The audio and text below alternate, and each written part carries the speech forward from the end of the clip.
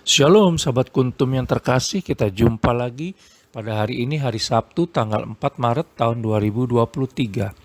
Hari ini merupakan hari biasa dalam pekan Prapaskah pertama dengan warna liturgi adalah ungu. Kuntum pada hari ini mengambil tema mengasihi tanpa batas dan menjadi sempurna seperti kehendak Allah Bapa di surga.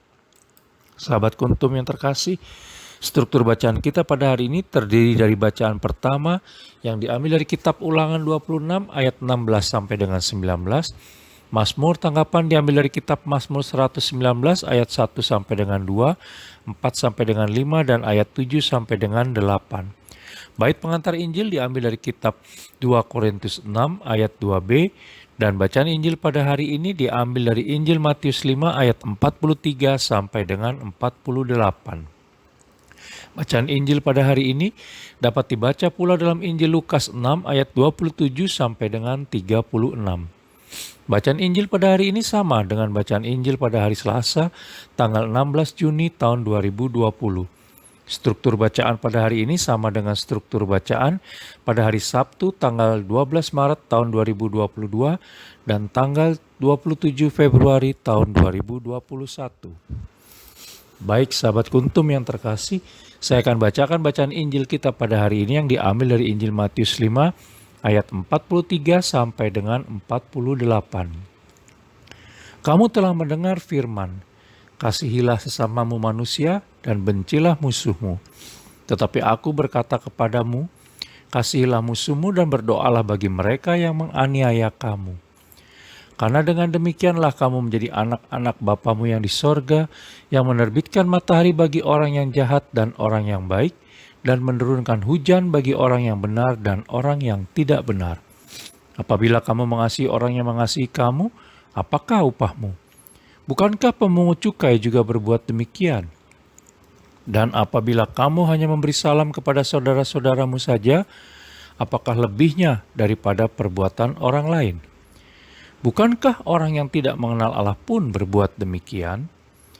Karena itu haruslah kamu sempurna, sama seperti Bapamu yang di sorga adalah sempurna.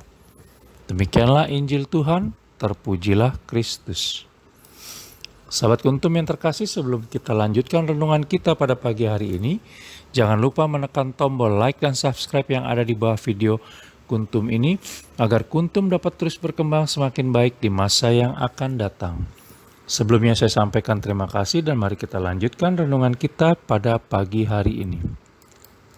Sahabat kuntum yang terkasih, sungguh indah dan terlihat mudah membaca apa yang diajarkan oleh Yesus Kristus dalam bacaan Injil pada hari ini yang diambil dari Injil Matius 5 ayat 43 sampai dengan 48. Tetapi seringkali tidak mudah ketika harus menerapkannya. Seringkali kita emosi dan bahkan ingin membenci orang-orang yang telah kita bantu, tetapi tidak memberikan balasan yang sesuai kepada kita. Bahkan emosi kita akan lebih meninggi jika menyangkut kepada musuh-musuh kita. Sahabat kuntum yang terkasih, hari ini Yesus Kristus mengajak kita untuk mengasihi tanpa batas, sebagaimana kita bisa baca dalam Injil Matius 5 ayat 44, menjadi sempurna seperti kehendak Allah Bapa di surga, sebagaimana kita bisa baca dalam Injil Matius 5 ayat 48.